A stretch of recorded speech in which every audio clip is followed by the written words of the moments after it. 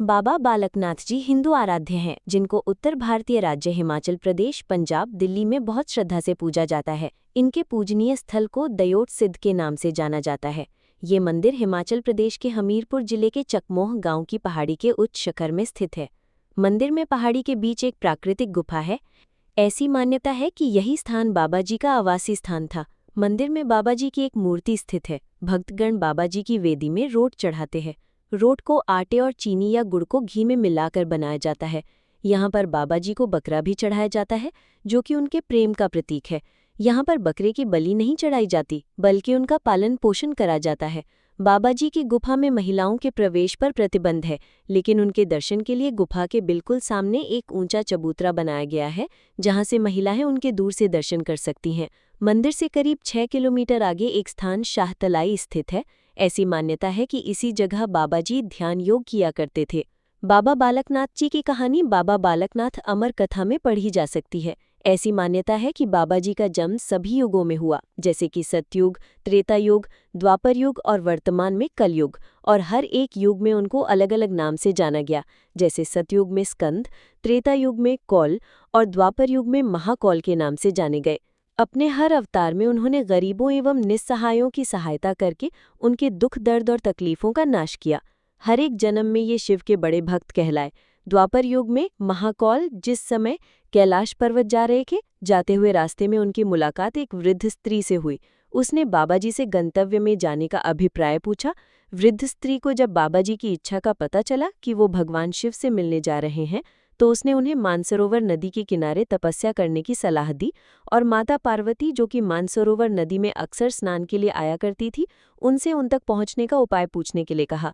बाबा जी ने बिल्कुल वैसा ही किया और अपने उद्देश्य भगवान शिव से मिलने में सफल हुए। बाल योगी महाकौल को देखकर शिवजी बहुत प्रसन्न हुए और उन्होंने बाबा जी को कलयुग तक भक्तों के बीच सिद्ध प्रतीक के तौर पर पूजे जाने का आशीर्वाद प्रदान किया, और चिर आयु तक उनके छवि को बालक की छवि के तौर पर बने रहने का भी आशीर्वाद दिया। कलयुग में बाबा बालकनाथ जी ने गुजरात काठियावाड़ में देव के नाम से जन्म लिया। उनकी माता का नाम लक्ष्मी और पिता का नाम वैष्णो वैश था। बचपन से ही बाबा जी आध्यात्म में लीन रहते थे। ये देखकर उनके माता पिता ने उनका विवाह करने का निश्चय किया, परंतु बाबा जी उनके प्रस्ताव को अस्वीकार करके और घर परिवार को छोड़कर परम सिद्धि की राह पर निकल पड़े।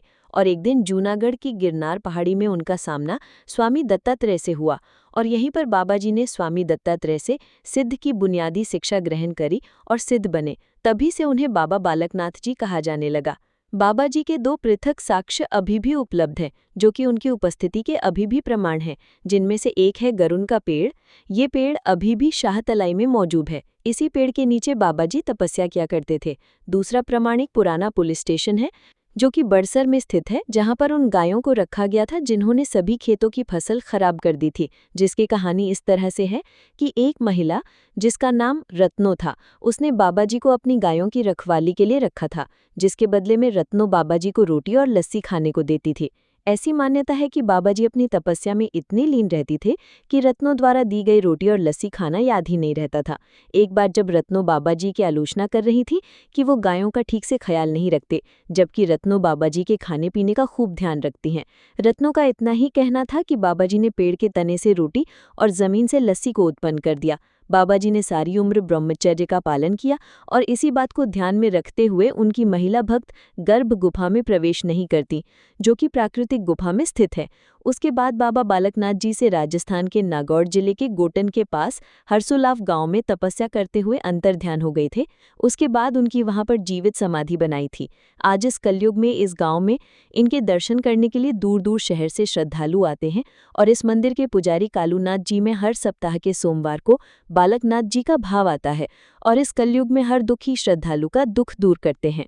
और बालकनाथ जी महाराज का बहुत बड़ा चमत्कार है, और आपसे मेरा कहना है कि जीवन में किसी प्रकार की समस्या, कष्ट हो तो एक बार आकर बालकनाथ जी का दर्शन जरूर करें।